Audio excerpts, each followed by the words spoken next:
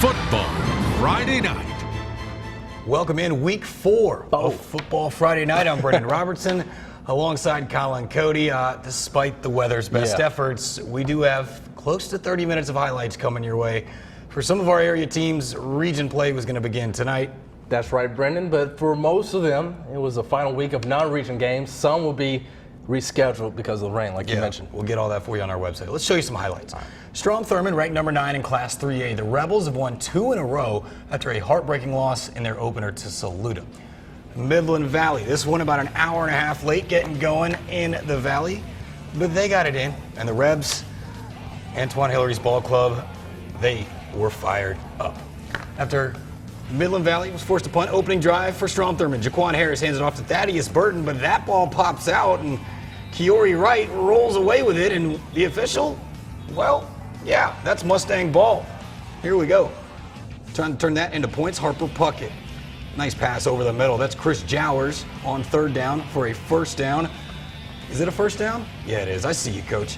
Same drive. Puckett going to swing it out to the right. It's the senior, Walter Baker, with the shake and bake. Look at Mr. Baker. Picks up another first down, but penalties push them back, and the Rebs partially blocked their punt. Bad night for the Hawaiian theme as well in the student section at Midland Valley. So the Rebels get going. Harris to Jay Baker. Big gain over the middle. Fighting for yards. And they're inside the red zone. Same drive. They're going to cap it off. So many running backs in that Rebel backfield. This time they flipped it to Devin Williams, and he finishes it off. And the Rebels throw a shutout tonight. 40-0. The final in the Valley. North Augusta hosting Blythewood. This one late getting going as well. Yellow Jackets have had some trouble scoring in the first quarter. Bengals up 6-0. Amir Washington takes the handoff up the middle. Big first down all the way to the Bengals 20. Second quarter, here we go. King Ford dials up Joshua Burrell. Yeesh, shedding a couple tackles into the end zone. Bengals take a 13-0 lead. Yellow Jackets find some life on defense on the next Bengals drive. Justin Merriweather, sack, lunch in the backfield. Forces a Blythewood punt. Couple of Jacket possessions later, Bradley Godwin finds Jordan Wilburn on the outside, and he's breaking tackles. He gone. Touchdown for the Yellow Jackets. Now they're down 13-7. Their defense catches another break. Joseph Linkins comes up with a big pick right over here. Yeah, that's the tip drill. You're not going to do a Nelly shout out? That's fine. Hey.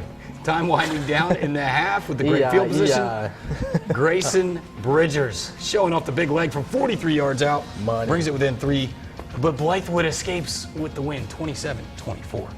Now, South Aiken looking for their first win in week 4, hosting Lexington Wildcats. Third quarter, tied at 21. Lexington's Byron Scott up the middle, and that's a touchdown, 28-21. And now on the ensuing kick, South Aiken's Dallas McKeever takes the kick, and he's going to cut to the outside. Watch this. Oh, my goodness. He's going to ramble, and he's going to be stopped at the 45-yard line. Now, Niquil Ryan then takes it up the middle for a big gain, and it looks good for the T-Breads, but some dirty laundry on the field, and that kills the drive facing 3rd and long. E.J. Hickson is sacked on the drive, and Lexington is going to win 35-28 over South Aiken. Now at Aiken High, the Fighting Green Hornets also 0-3, facing an undefeated White Knolls team. First quarter, Aiken facing 3rd and long. Jarvis Jones finds Antavian Lawson inside the 5, and that is 1st and goal. Next play, Federian Terry goes up the middle for the touchdown. Hornets up 6-0 now. But here comes White Knolls quarterback Avion Smith. He's going to scramble for his life, and he finds Darius Derrick tiptoeing on the sideline for a first down. Now, next play, here comes Smith. He's going to keep himself scrambling inside the 5, and it's going to be another 1st and goal for the Timberwolves as he makes his way to the marker. Now, this final score is going to be 51-6 in favor of White Knoll. All right, 1A, Fox Creek, Lafayette Stewart, the Predators hoping to find their first win on the road at McCormick. McCormick going through the air. Durant runs it up, taken down by the McCormick defense. Fox Creek with the ball. Jaden Johnson Deep pass, keep paying, and there's my man, Davion Scales catches it. That is a big gain for the Predators. Fox Creek, though, forced to punt, and that's over the head of the punter and recovered by McCormick in their own territory. Well, that's just easy. Right? Good field position. So then they hand it off, and it is a Chain Durant stiff arm. Yeah, Ooh, now get off player me. forced out of bounds, but it's a McCormick first down. Then Darian Harrison goes to the outside, following his lead blockers, and that is a McCormick touchdown. This one was a thriller. Went to overtime, tied at 14, and Fox Creek pulls it out at the end. Congratulations to Lafayette Stewart, getting his first win in OT, 20-14. Some games from last night, Colin. Now second-ranked Barwell on the road in the Low Country at Burke. Absolutely gorgeous night, and here we go. Barwell in town, and here they are.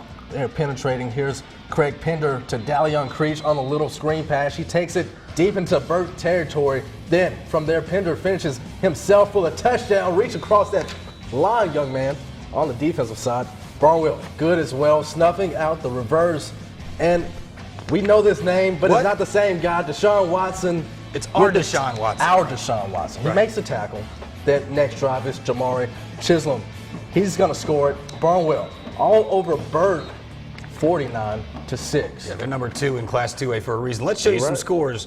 Wilson Elko falls to Allendale. Fairfax, Bamberg Earhart, a monster shutout over Lake Marion. HKT falls to Bethune-Bowman. Saluda crushes Pelion. And Silver Bluff, last night, a winner, 35-7 over Denmark.